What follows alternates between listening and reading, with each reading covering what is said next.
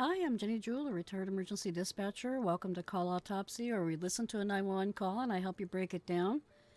This one is from Tennessee. Robertson County 911 took this call.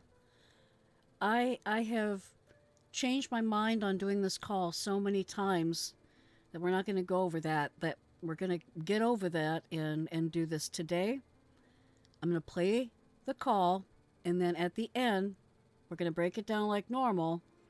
And then if you can see why I was holding off on this call, uh, you can write it down below. What you think my reasons are, what your reasons would be to hesitate on this one. But let's go ahead and give it a listen. We'll go over that. 911 location of your emergency. Yeah, 246 Clydesdale Lane. In Springfield? Clydesdale. You're in Springfield? Yeah, Springfield, Tennessee. It's right behind Oakland Farms. Okay, what's going on? All right, this is what's happened. Been married 12 years. On the 4th, which would have been 2 nights ago at 4 a.m., I shot my wife in the temple of her head. I thought I killed her.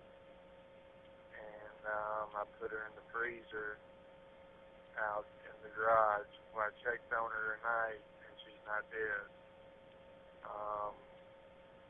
She's got a big hole in the temple of her head, and to get her body moved around in there, I think I broke her wrist. You know, she was frozen from being in the thing. She's been in this thing 48 hours now. And this is no prank call. I need somebody to get out there and help her. I've cleared the premises. I've got away. You know, I'm not going to be there. But I promise you this is a legit call, and I need somebody to get out there and help her, because I still love her. It's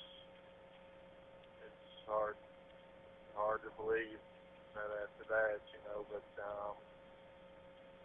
you know, I need to get somebody out there to help her.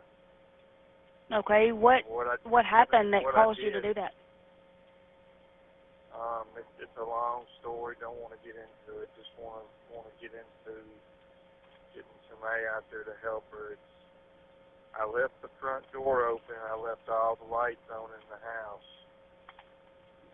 so it would be kind of easy to spot. It's the last house on the right on Clydesdale Lane. But I left the front door open, and she's in the garage. You go through the kitchen to get into the garage. You'll see her once you get in the garage, and she's a mess. She can't talk. I could get her to blink. Blink once means yes, blink twice means no. And so I told her I'm gonna go around the road 10, 15 miles. I'm gonna call 911 and get you some help out here. I thought she'd been dead 2 days, and when I checked on her, she was still alive. She's been frozen for 2 days. She's frozen solid. It's amazing she's still alive. She's got a big hole in the temple of her head. I shot her with a .38 caliber handgun, and there's a big hole in the temple of her head. I didn't see an exit wound. What is her name? Samantha Parker. She a white female? Yes. How old is she?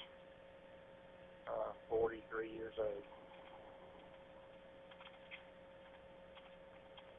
And how long ago did you leave there?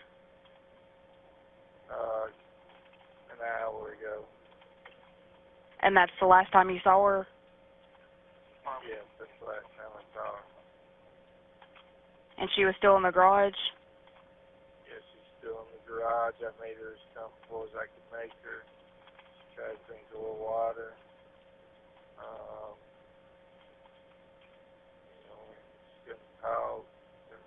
jaw.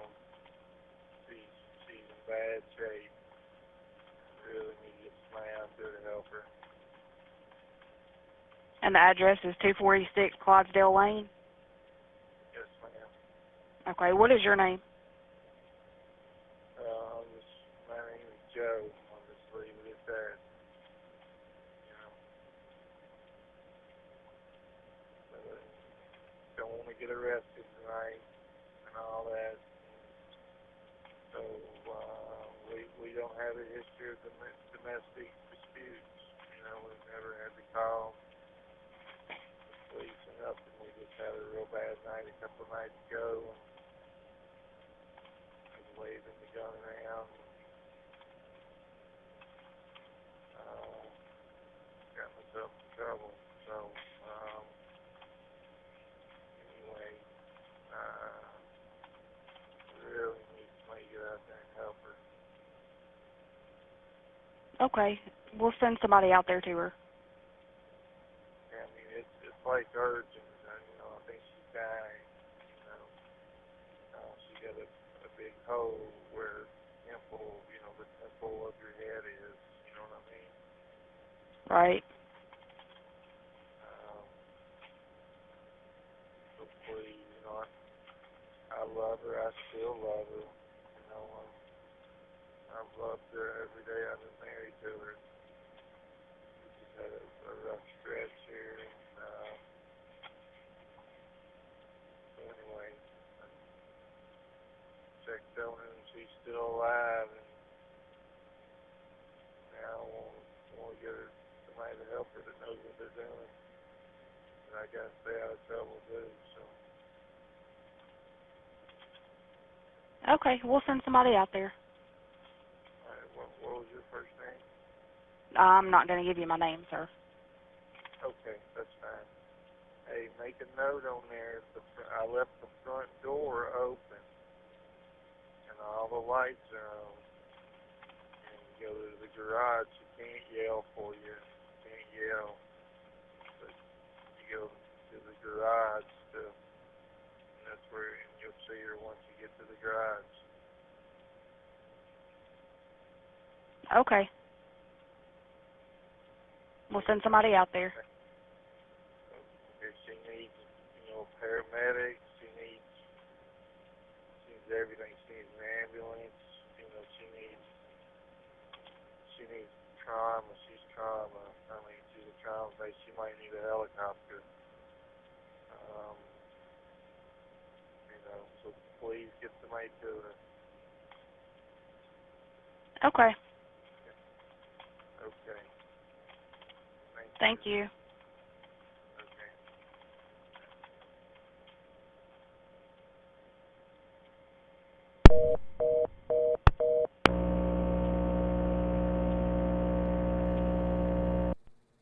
All right, so that is the entirety of that call. That's also why we had the warning in the beginning of the video.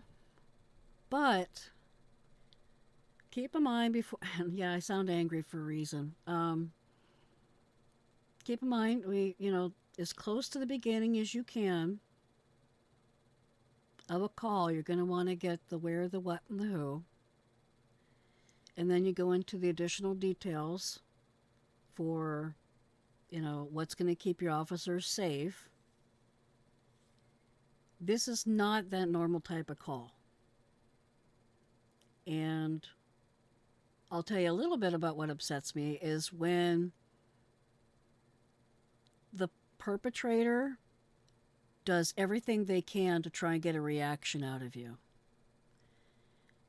He wants to, he doesn't, this is not a confession. This is him wanting to get something out of what he did. Some benefit, some pleasure out of it in some way, whether it's acknowledgement, fame, or whatever. Trying to get something out of this pointless death. And they do that. And you can't lose your cool on it when they start to dialogue like that because they're trying to get a reaction out of you. They want to stir you up, and you can't give it to them. All right, let's go ahead and start breaking this down. 911 location of emergency. All right, 911, what is the location of your emergency, which is their answer up for Robertson County 911, which is multi-jurisdictional. And so they handle a lot of calls from a lot of different call types. Yeah, 246 Clydesdale Lane. In Springfield? Lydbescale. So this is Tennessee, where they speak incredibly slow. But if you need clarification, talking slow is not a bad thing. You're in Springfield? Yeah, Springfield, Tennessee. It's right behind Oakland Farms. Awesome, and also good clarification for a landmark. Okay, what's going on? There we go. So they're going into that, we got the where, now we're going into the what. All right, this is what's happened. Been married 12 years. So he's dialoguing.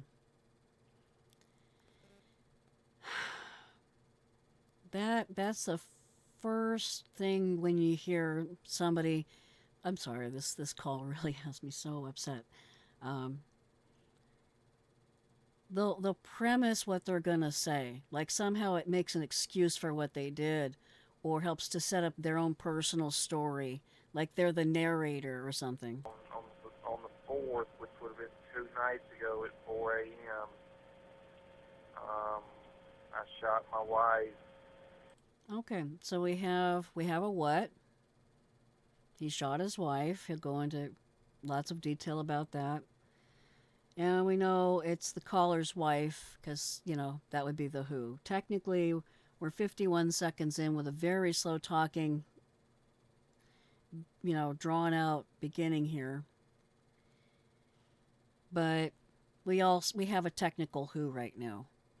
The name comes in later, but right now at 51 seconds in, we have enough to go into additional details to get more of a lay of the land, get more information, stuff to make your responders safe. In the temple of her head. I thought I killed her. And I put her in the freezer out in the garage. Well, I checked on her tonight, and she's not dead. She's got a big hole in the temple of her head. So you've noticed he said this twice, right? The quiet is not what he wants. He wants, oh my, oh golly, oh no, in some kind of drama, some kind of reaction. He's not going to get it. This call receiver is not just getting the call set up, because the call is in the queue right now. Chances are she's also messaging her floor supervisor, unless she is the floor supervisor. The call receiver supervisor for the day. And then let's keep going. And to get her body moved around in there, I think I broke her wrist. And so he's saying extra details, still trying to get her eyes, and she's just taking notes. That's all you can do with this. Is just if you give them the opportunity for excited utterances, which this is 100% an excited utterance.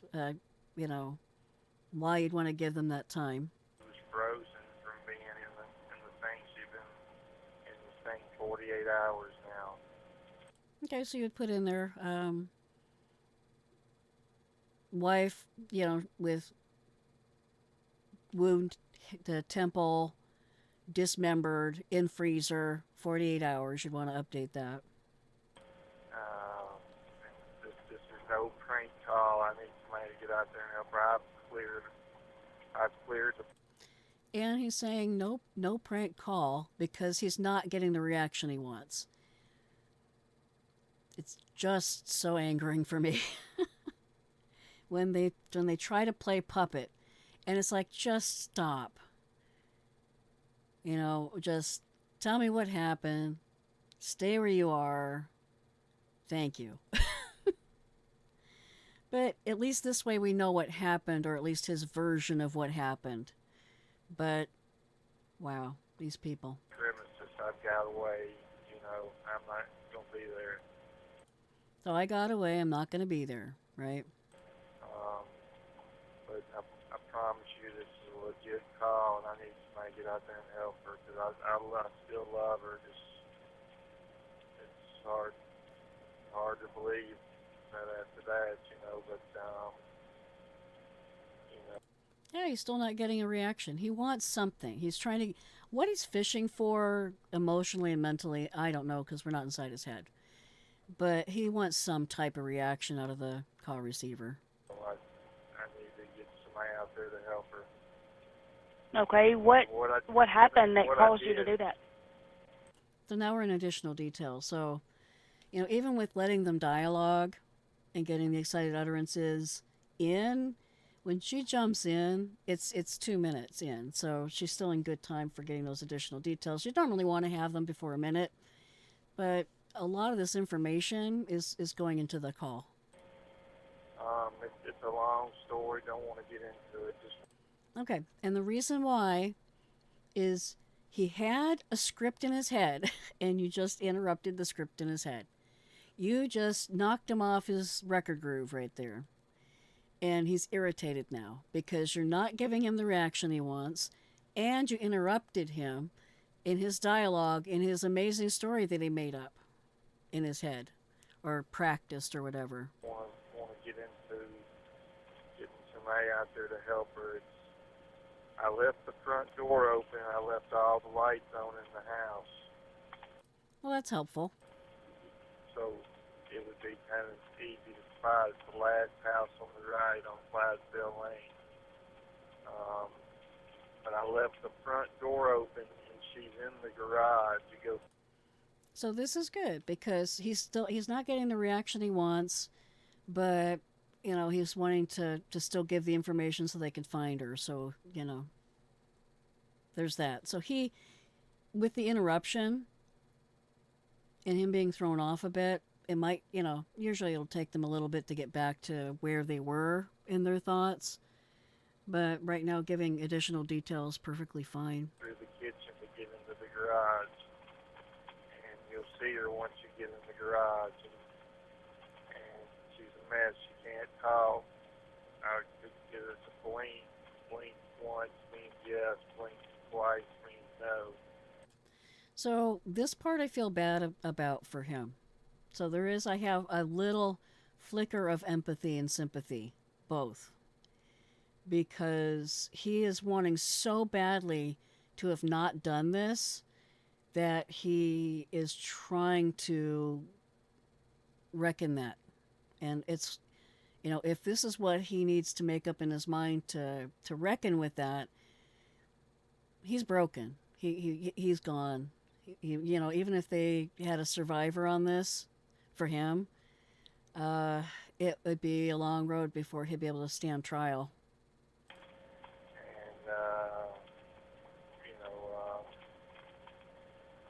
So I told her I'm going around the road 10, 15 miles. I'm going to call 911 and get you some help out here. I thought she'd been dead 2 days, and when I checked on her, she was still alive. She's been frozen for 2 days. She's frozen solid. It's amazing she's still alive. So that's what the schism is, right? So, yeah, there's a break there. She's got a big hole in the temple of her head. Again, he revisits that because he's still looking for some kind of reaction. I shot her with a 38 cal. All right, so now we know it's a 38 cal. So that would go into the notes. Handgun, and there's a big hole in the temple of her head. I didn't see an exit. Now another with the hole in the temple of the head. He's still desperately trying to get some kind of reaction. What is her name? Samantha Parker. So we're at the tail end of additional details. So getting her name is near the end. Again, victim's name or patient's name, depending on who you work for. And then she still goes back to getting his name. So she's completing the call. She, by going and getting his name, she can go back and finish, the who part. Instead of a vague thing of who this person is, they could put a name. She a white female? Yes. How old is she? 43 years old. And how And this is victim information that's at the near the end of the CAD. long ago did you leave there? Yeah, how long ago did you leave there is a play on the wording of how long ago did you see them leave, which would be, if you're a witness and you saw someone leave a property, that's how they would phrase it. If you're the person that was there, this is how they would phrase it. An hour ago. And that's the last time you saw her? Yes, that's the last time I saw her. And she was still in the garage? Yes, she's still in the garage. I made her as comfortable as I could make her. She tried to drink a little water. So this is, again, the story he's building up in his self to try and ease the pain or guilt or whatever he's feeling for what he did. But there's a huge break from reality after what happened here. She's getting out, couldn't leave her job. She's in bad shape. Really need to get somebody out there to help her. And the address is 246 Clydesdale Lane? And this is an address confirmation for the responders, which are very likely nearing the area right now. Yes, ma'am. Okay, what is your name? There we go, circling back to getting the rest of the who to complete the call. My name is Joe. I'll just leave it at that.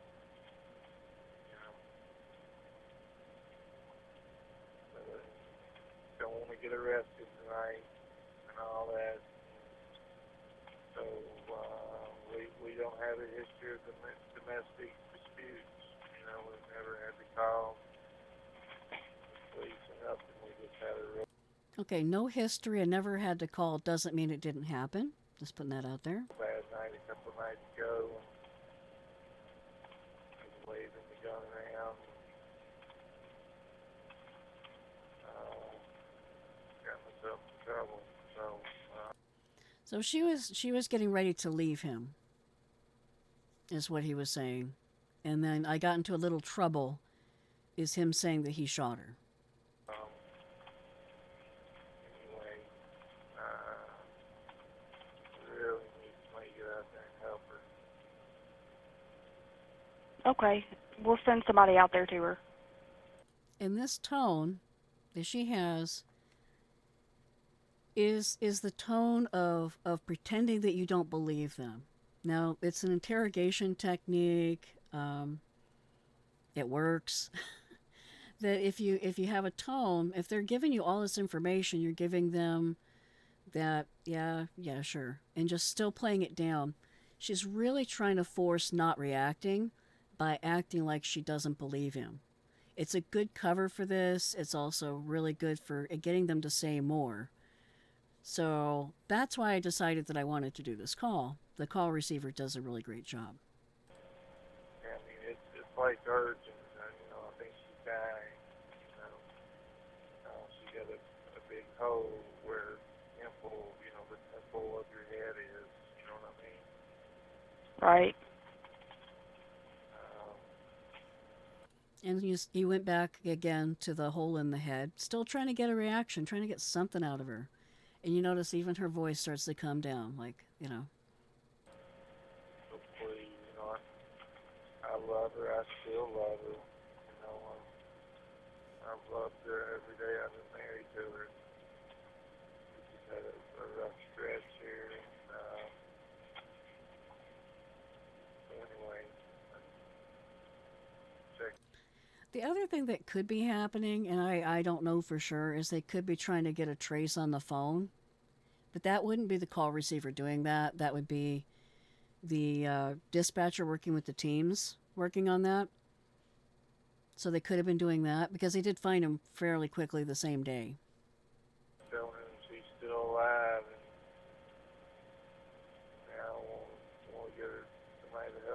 knows what they're doing.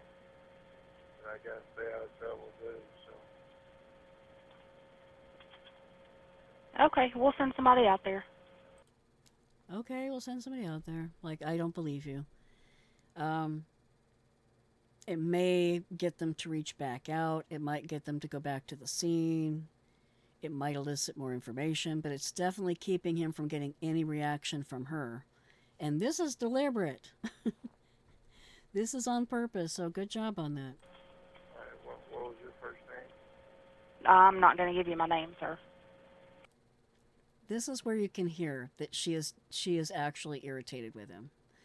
So her reaction to this call, her control of herself during this call, really great, because when you get that honest response, you can hear it. Okay, that's fine. Hey, make a note on there. I left the front door open. Second time visiting this. And all the lights are on. And you go to the garage, you can't yell for you. You can't yell. But you go to the garage still. And that's where you'll see her once you get to the garage. Okay, so he's back on his script. If you notice, it's almost word for word what he was saying before. So mentally, he's gone back to what he's practiced in his head. Okay. Again, same tone, okay. Like, okay. We'll send somebody out there. If she needs, paramedics, she needs. All right. So it's not funny that she's gone. It's not funny that he's gone. I'll play a video after this about where they found him, but still trying to play the puppeteer here. That's humorous to me.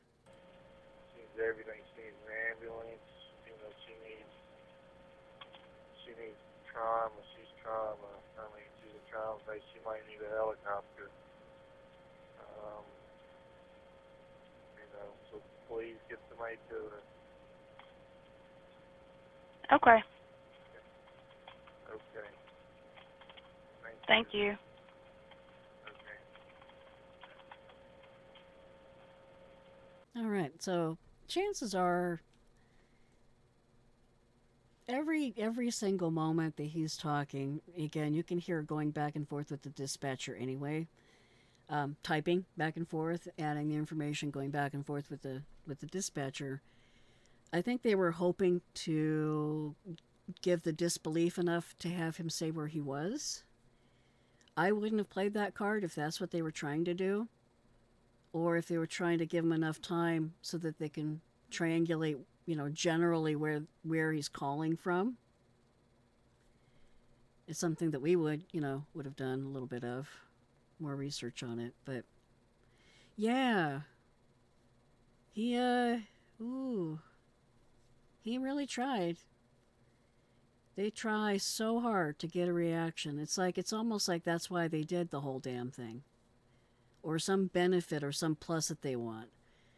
So I'm not a psychiatrist, but this kind of person that tries to, do the controlling or the puppeteering in a call are usually pretty manipulative in personal relationships. Now, I'm not dragging him out in the mud. I'm just saying that in my personal experience, that's what I've seen. So they did put out information to find him, and they did find him. He terminated himself along the roadside, and I'll have the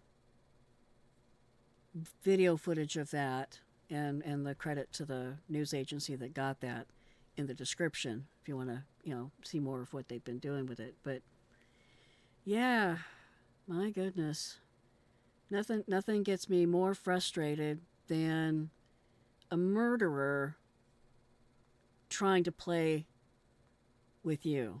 It's like they like to manipulate. Manipulators will manipulate every time. There are people that will accidentally kill and they will just say, this happened. There are people that intentionally kill and say, this happened. But the people that dialogue the way he was, yeah, pretty specific behavior patterns with that. But with this, guys, please take care, stay safe, don't be naughty. And I was asked by a cohort to say this also. Do not go to second locations with people. Meet in public. And be careful. Won't explain why, but just an extra reminder. With that, until next time, bye-bye.